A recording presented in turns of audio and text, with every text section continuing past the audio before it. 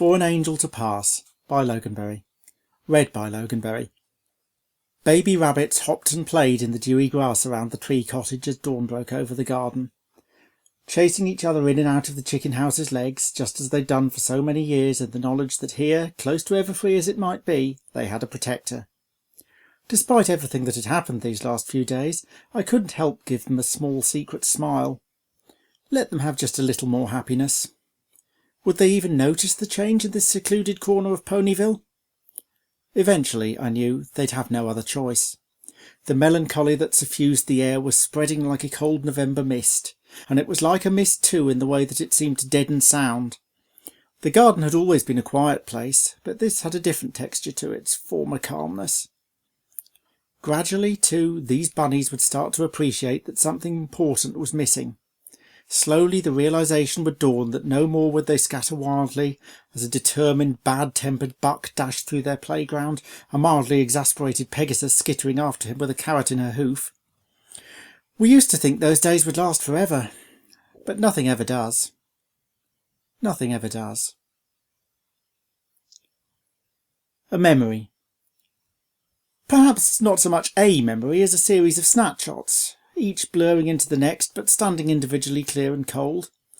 Fading now, but still strong in their own way.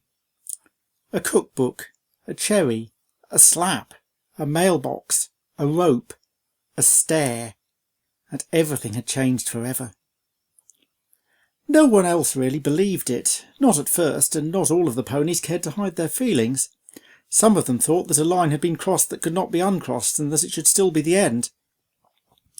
A couple of weeks after it was over, I sat by the window and watched Rainbow Dash glide smoothly along the river. As she reached the little bridge at the bottom of the garden, she glanced over towards the cottage with a tiny shake of her multicoloured mane. It was a bare twitch of the head, and if you hadn't been paying attention, you'd never have seen it. But I saw it all right. Of course, I could never tell Rainbow what I'd seen her do, but I didn't forget that little shake. I guess that proud Pegasus never really accepted our partnership, even after Tornado Day. Ironic, really. Yes, Tornado Day. Well, more accurately, that training session. The difference in the way we worked together that day was extraordinary. The change in atmosphere between us tangible. That was when we knew that even the Iron Will debacle couldn't split our team apart. As the days and weeks wore on, some of the other ponies did begin to soften, including, a little to my surprise, Applejack. We'd never been particularly close, and we'd had our run-ins here and there, during the bunny census for one. An undercurrent of suspicion remained with AJ for quite a while. I once overheard her muttering to Twilight about that darned rodent. It was hard not to giggle when Twilight responded by launching into a detailed explanation of the difference between rodents and lagomorphs. Another memory. This one a good deal more recent. It was still bright and sharp in my mind. Late afternoon, a summer or two ago, the pair of us wandering home from a pony pet playdate.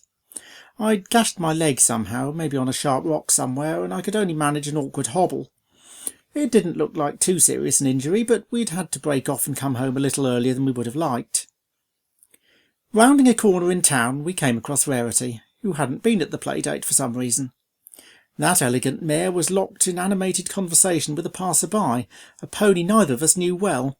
Misty Glen, her name was. She did menial jobs in one of Ponyville's less fashionable restaurants. A rather squat, dark blue earth pony with an untidy brown mane and some nondescript cutie mark I can't now bring to mind.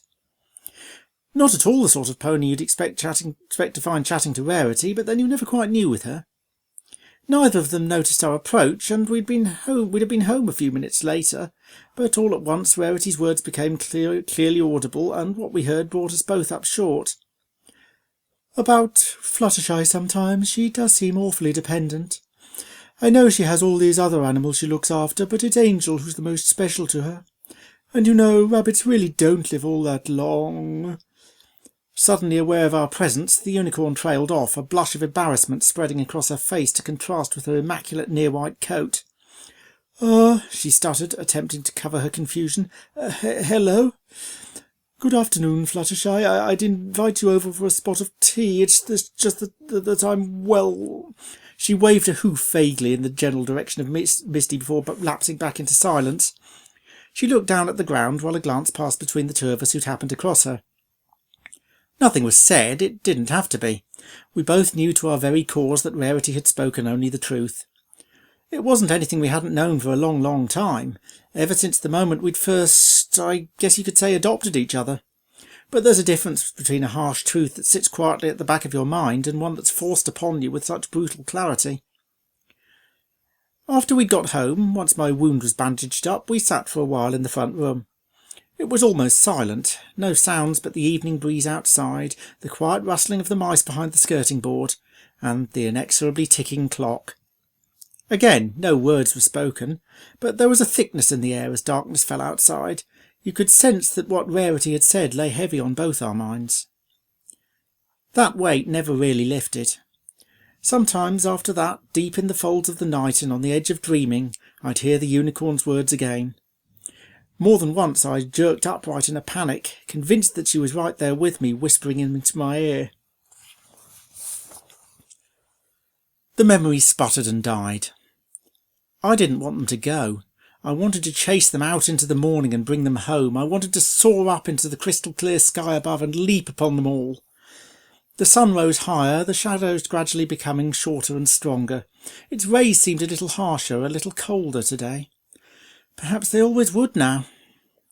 I raised my head. I knew now where my path must lead. As a distant solitary pegasus blocked out the sun for a moment, I thought of my family for the first time in, I don't know, years certainly. But those days were long gone. Everyone I might turn to now was right here in Ponyville. But if I stayed, every day I'd wake to an echoing cavernous silence. Every day, no matter how many ponies and bunnies and critters might there be with me, there'd be a yawning, unfillable gap.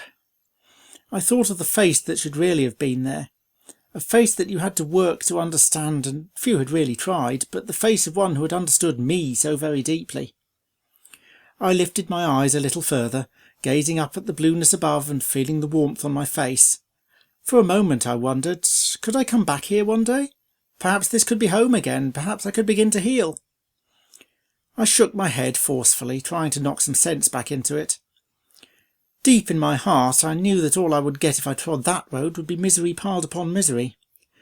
You can't go home again. Not after a loss like this. The old place would be all right. Applejack could keep an eye on it. She might play up her down-home country gal image, she might grouse and grumble about varmints, but under it all she understood the rhythms of the land as well as any pony. She knew how important this place was. So, yes, the cottage would still be a refuge, it would still be a playground, it would still be a home. But it could no longer be my home. If I stayed now, it would just be me and not what should be. Simply us. It wouldn't be long now. I just needed to summon up the courage. I allowed myself a wry half-smile at the thought. I watched the leaves move in the gentle breeze, listening to them rustle, and took in the scent of the herbs in the kitchen garden. My ears twitched as they caught snatches of dialogue from some filly's skipping rhyme floating in from the distant schoolyard. A strange sound on such a day as this, yet one somehow also fitting and right. I turned my eyes on the gentle, steadfast cottage once more, and all at once I knew it was time. I turned away and set off slowly towards the forest. A pair of courting butterflies flickered brightly past, their shimmering metallic wings distracting me for just a moment from the old ache in my paw.